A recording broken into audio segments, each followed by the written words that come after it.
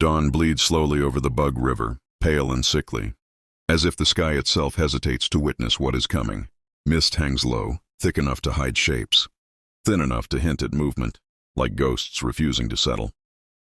German boots press into wet soil in a muffled rhythm, but even that sound feels swallowed by the immensity of the quiet. Lieutenant Karl Brenner stands at the tree line, a small leather journal clenched in his cold fingers. He isn't writing yet, he only holds it, as if the thin book might steady the trembling deep in his chest. The air tastes of steel and river fog. His breath leaves him in uneven curls. Across the water, faint Soviet border lights flicker like dying stars. A whisper breaks the stillness.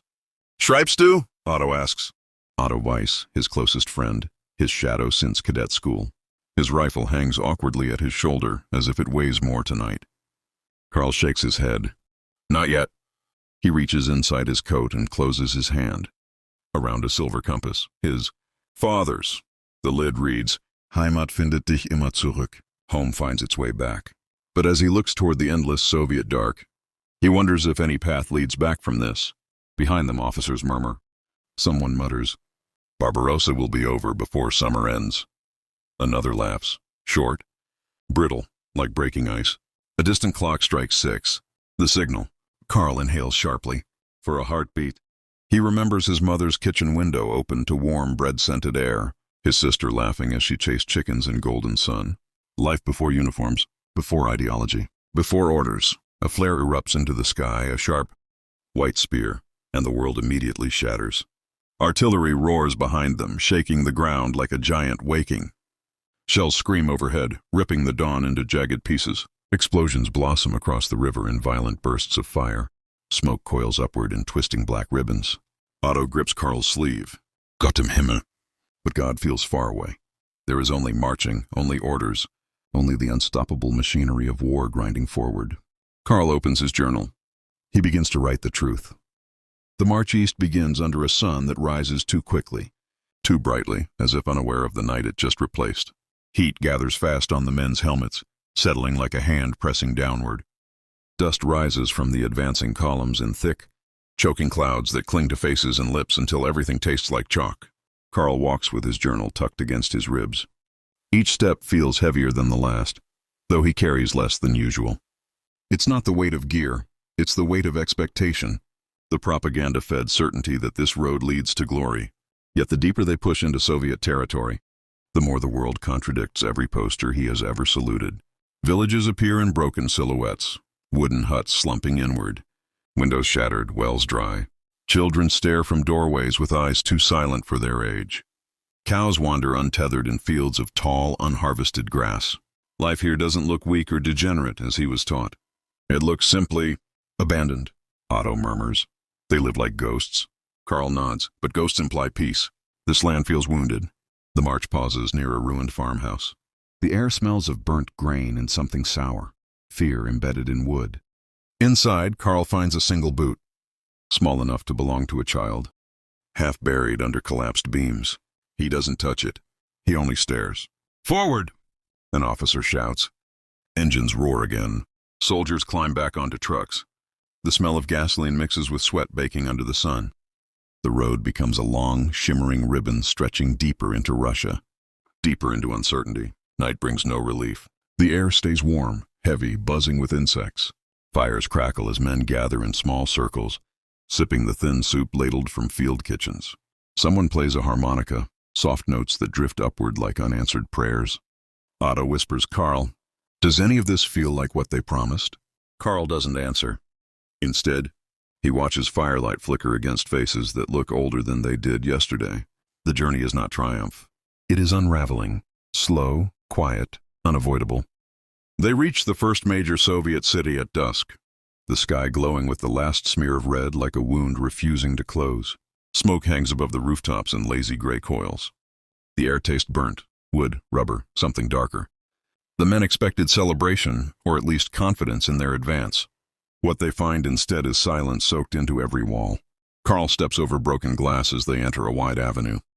Posters of Stalin hang torn from brick buildings, the edges fluttering like tattered wings. The smell of smoldering bread drifts from a gutted bakery, mixing strangely with the sweetness of spilled preserves. It makes Karl's stomach twist. War is not supposed to smell like strawberries. A cry echoes somewhere in the distance, thin and desperate, quickly swallowed by the ruined streets. Inside an abandoned apartment block, the shock arrives not with gunfire but with kindness, unexpected and disarming. A Soviet grandmother, stooped and shaking, emerges from a basement doorway holding a small towel. She lifts it with trembling hands toward Otto's bleeding palm, cut from broken glass earlier. No, nein. Otto backs away, horrified by the contradiction standing inches from him. She steps forward anyway. Her eyes are tired but steady. Carl watches frozen. How many times had they been told the Soviets were animals? How many drills, how many speeches? Yet here she is, offering a clean cloth with more dignity than half the officers he knows. Otto whispers, voice breaking. Why would she? Carl cannot speak. His throat feels tight as if the air has thickened. Another shock follows. In the apartment kitchen, Carl finds a loaf of bread, dark, dense, carefully wrapped in cloth, left behind in a hurry. He touches it. Still soft. Someone intended to eat this today. Someone who fled the moment the artillery began. He imagines hands tying the cloth, feet running down the stairs, breath held in fear. War always promised heroic clashes, but its first real truth arrives quietly. People just trying to survive. Carl closes his eyes, heart pounding. Reality and propaganda stand side by side, and one is beginning to crumble. The days that follow move strangely, slow in the heat, fast in the mind. Every morning brings a new revelation, small but sharp, cutting deeper than any bullet they expected to face. The first revelation is food. Field kitchens boil thick barley soup, rich with carrots and bits of meat. Soldiers scoop it into dented metal bowls, steam curling upward like a gentle hand. Carl stares at his portion the first time, heaped, almost generous. Back home, his mother waited hours in ration lines for half this. Germany was supposed to be the powerful one. Russia was supposed to be starving. But here, on the edge of the invasion, Germans eat better than German civilians. Carl feels the guilt settle inside him like a stone. The second revelation is dignity from unexpected places. While searching a captured workshop, Carl finds a Soviet mechanic's tool set, each wrench oiled, each piece arranged with exacting care. A small wooden carving sits on the table, a horse with its legs tucked, smooth from constant handling, not a barbarian's token, a craftsman's treasure. Otto traces the horse's back with his thumb. They have lives, he murmurs, voice thin, just like ours. Carl doesn't answer. He feels the truth pressing hard against everything he once believed. The third revelation is the land itself, not ruined, not empty, beautiful. Fields roll outward in wide, sweeping gold. Birch trees shimmer in the wind, their leaves whispering like soft voices. Villages smell of fresh soil and wood smoke. It isn't the wasteland propaganda described. It's a world alive, untouched, too vast to conquer, too human to hate. At night, letters arrive from home. Carl reads his sister's words. Bread is scarce again. The neighbors whisper about shortages.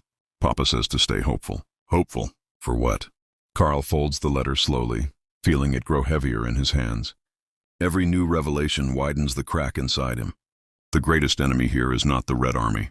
It is the erosion of everything he was taught to believe. And each day the truth presses closer, quieter, more devastating than gunfire.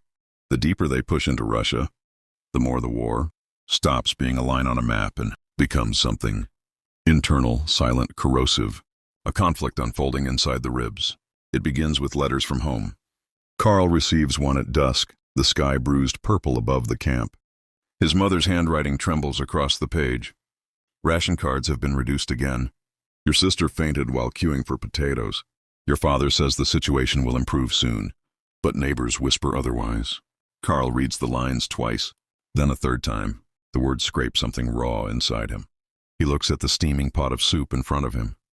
He thinks of the thick slice of black bread in his mess tin. He imagines his family licking crumbs from their palms while he swallows, spoonful after spoonful. Victory had been promised. Sacrifice had been demanded. But why are the conquerors fed while the homeland starves? That night, flames crackle in small circles around the camp. Shadows flicker across tired faces. A quiet settles, a heaviness that is not fear but thought. Otto leans close and whispers, Carl, what if we're wrong? What if what they told us was twisted? Carl wants to deny it. The words catch in his throat. During searches of abandoned houses, more contradictions appear. In a child's bedroom, he finds a picture book with pages worn from loving fingers. In a kitchen drawer, neatly folded linens, smelling faintly of lavender. In a barn, a wooden cradle rocking slightly from the breeze. Not enemies. Families, people dreaming the same small dreams all people dream. And then comes the psychological blow. The one that shatters the last solid part of him. A captured Soviet soldier, barely older than Carl, sits on the ground with his hands tied. He shivers, not from cold but from exhaustion. A German medic crouches beside him and gently presses a canteen to his lips. Kindness, from a German, toward the enemy. Carl watches the Soviet boy swallow water, eyes wide with disbelief. In that moment, Carl understands. Propaganda is fragile, reality is relentless, and he no longer knows who he is becoming. The announcement comes quietly, almost timidly, as if the officer fears the sound of his own voice. It is late evening, the sky dimming into a soft, smoky blue. Men sit scattered around the dying fire, boots off, socks steaming in the cooling air. The officer clears his throat. Prepare for relocation. Temporary withdrawal to a secure line. Withdrawal. The word sinks through the camp like a heavy stone through water. Slow, inevitable and impossible to stop. Carl feels the weight of it settle in his chest. Not fear, not relief. Something deeper. Something like truth finally stepping out from behind a long shadow. He walks away from the fire, boots crunching lightly on the frost-crusted ground. The air smells of pine and cooling earth.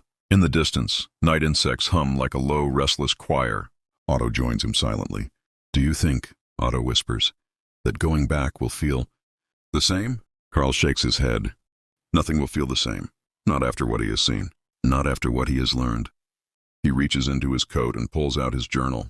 Pages creased, edges worn, ink smudged in places where his hands trembled. He turns to the first entry, written on the morning of invasion. The handwriting is sharp, confident, almost proud. He barely recognizes it. Now his words sprawl with the uneven rhythm of a man unraveling and rearranging himself at the same time. Descriptions of bread, of small kindnesses, of contradictions, of humanity shining through the cracks of war. He closes the journal gently. A question rises in him, one without sound, one he suspects will follow him home. If everything he was taught collapses, what remains of the man built from those teachings? As the men pack their gear, the horizon dims into darkness. The land stretches out, vast, quiet, indifferent to uniforms or ideologies. A cold wind brushes Carl's face, and for a moment he imagines it carrying the faint scent of his home, bread, soil, his mother's hands. But he knows home itself has changed, or perhaps he has. The war will continue, orders will continue. But Carl now walks with the burden of truth, a truth he cannot unsee, cannot rewrite, cannot escape, and it will haunt him long after the guns fall silent.